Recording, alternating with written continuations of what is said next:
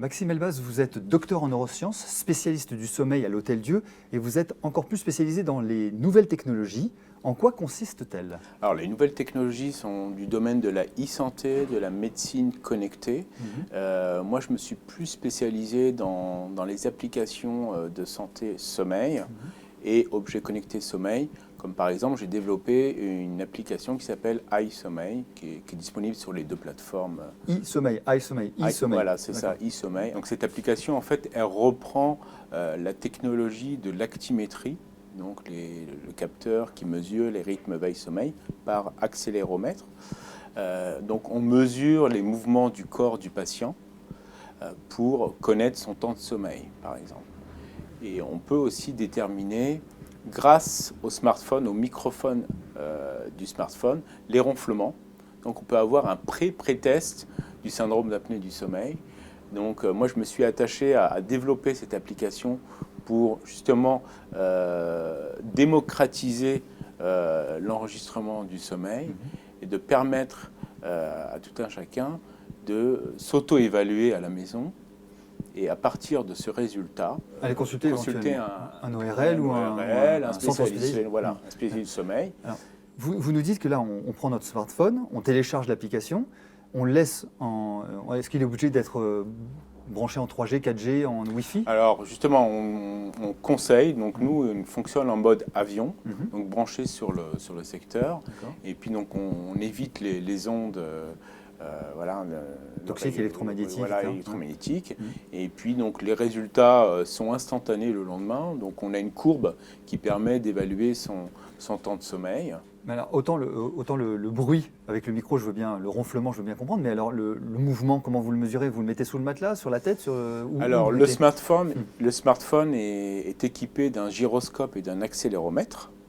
Donc à l'intérieur. À l'intérieur. Donc, grâce à cette électronique intégrée au smartphone, on va pouvoir déterminer les mouvements du patient. Vous l'avez adapté complètement à cela. Voilà, et vous le mettez où alors? Alors, on le met au niveau du matelas. Au niveau du matelas, donc près de l'oreiller. D'accord. Donc en mode avion. Ouais. Et donc près du dormeur. Et on a filtré, bien sûr, les mouvements de la compagne ou du compagnon. Oui. Voilà. Donc, et par ce biais-là, on va pouvoir déterminer les mouvements du corps.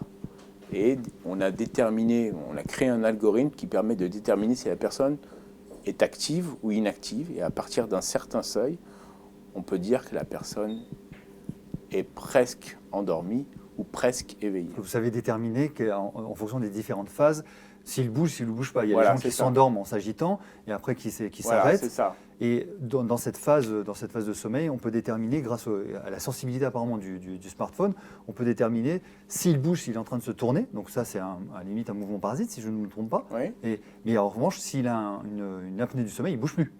Ça ne bouge plus ou pas? C'est quoi? S'il a une apnée du sommeil, il a un sommeil complètement fractionné. Donc il bouge beaucoup en général. D'accord, c'est l'inverse. Voilà.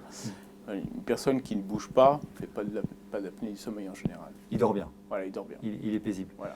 Alors, qu'est-ce que vous en tirez des mesures? Donc après, les personnes vont consulter éventuellement et faire un polysomnographe. Oui, alors effectivement, nous, on a un collègue ORL qui utilise cette application pour évaluer ces patients souffrant d'apnée du sommeil. Donc il les équipe avec des orthèses d'avancée mandibulaire et il leur demande d'utiliser iSommeil pour mesurer les ronflements, s'il persiste encore des ronflements ou des presque apnées du sommeil. Donc c'est vraiment ambulatoire, quoi. Complètement. C'est une application gratuite? Gratuite, entièrement gratuite. Je ne demande pas le modèle économique. Donc quelles sont les principales indications? Donc c'est le ronflement, l'apnée du sommeil, l'insomnie. Et puis on a un autre utilitaire dans cette application, c'est un test de temps de réaction qui permet de mesurer au bout de combien de temps je vais réagir en faisant disparaître par exemple une étoile. Donc, plus vous êtes somnolent, moins vous êtes réactif. Ah oui, mais ça c'est dans la journée.